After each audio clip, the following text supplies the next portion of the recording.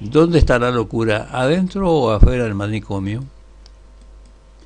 Hace unos años fui invitado a una reunión científica destinada a tratar los nuevos enfoques en la patología de los enfermos psicóticos. Me habían elegido para ser el expositor central de la reunión. El coordinador, un colega muy prestigioso, cumplió su función muy hábilmente, planteando los interrogantes más actuales de dicha patología. Los motivos que incidían en su aparición, la importancia de los factores genéticos, la influencia del ambiente de la familia, los primeros años de vida, y por último se había entrado a considerar la psicosis como un producto de la sociedad. Al abordar qué rol jugaban tanto el asilo como el hospital psiquiátrico en este sentido, la cuestión se había centrado en el interrogante de si la alienación no estaría provocada por el medio hospitalario, o sea, el hospital actuando como un factor alienante. Cuando fui interrogado sobre mi opinión al respecto, respondí recordando un caso clínico de mi experiencia. Puchito, cuando lo conocí, el caso era Puchito. Cuando lo conocí yo era médico interno del Hospital Psiquiátrico de Rosario al comienzo de mi carrera. Puchito era todo un personaje, lo recuerdo de mediana edad, muy bajo, excesivamente minúsculo. A diferencia de los demás pacientes, él estaba vestido con saco, pantalón, camisa, un pañuelo en el cuello y una gorra que cubría, inclinada sobre su cabeza, hasta casi la mitad de su cara. Un resto de cigarro que tenía permanentemente en la comisura de sus labios había motivado lo que lo llamáramos familiarmente Puchito. Era de origen catalán y esta condición le sirvió para conquistar la simpatía y el afecto del viejo director del nosocomio, quien a la sazón era también catalán. Según suponíamos todo, lo había instalado en el hospital de por vida. Puchito era un internado que gozaba de grandes privilegios, podía ir y venir por todas partes sin limitaciones. Era la época en que los pabellones del hospital estaban rodeados de alambrados para mantener reclusos a los pacientes. Puchito podía salir del hospital con toda libertad, tanto los enfermeros como el portero sabían que gozaba de estos privilegios, dada la confianza que había logrado en todo el personal y especialmente en el director. Era muy útil porque hacía mandados con gran eficacia, iba a hacer las compras a la farmacia, a la despensa vecina, llevaba libros, notas y expedientes a la dirección, o realizaba depósitos bancarios con un alto nivel de excelencia. Cuando una indisposición le impedía cumplir estas funciones, se notaba su ausencia y se lo extrañaba. Tenía una rara habilidad para cultivar la tierra, cosa que sembraba era cosa que germinaba y cosas que plantaba era cosa que crecía. Por esto el director había destinado un terreno del fondo del hospital para que Puchito cultivara una huerta ahí.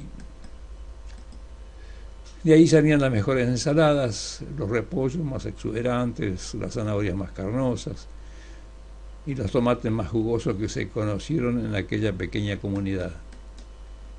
El colmo superó todas las expectativas cuando consiguió semillas de tabaco que un amigo le había traído de Corrientes.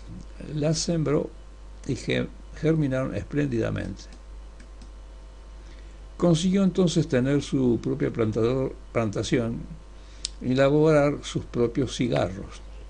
Esto vino a constituirle un motivo importante de orgullo, que era convidar a sus amigos con un cigarro de su propia cosecha. Para él era un verdadero diploma de honor el pucho que mantenía permanentemente en la comisura de sus labios. Lo mostraba así como los veteranos de guerra muestran las medallas ganadas en sus hazañas militares, aunque probar el aroma de esos cigarros era insoportable. La vida de Puchito había transcurrido así plácidamente hasta el final de sus días, si no hubiera muerto el viejo director catalán. Pero un día esto ocurrió y apareció un nuevo director que había sido nombrado gracias a las influencias políticas, que es como ocurre siempre. Y ocurrió como habitual cuando un nuevo director se hace cargo de una institución como esa, que los compromisos políticos adquiridos por dicho nombramiento se tornan deudas a pagar con favores que son ineludibles. Las camas de un hospital psiquiátrico son muy buscadas. El político hace un favor, pero después pasa la factura y lo cobra con otro favor. Y estaba abrumado por esos compromisos.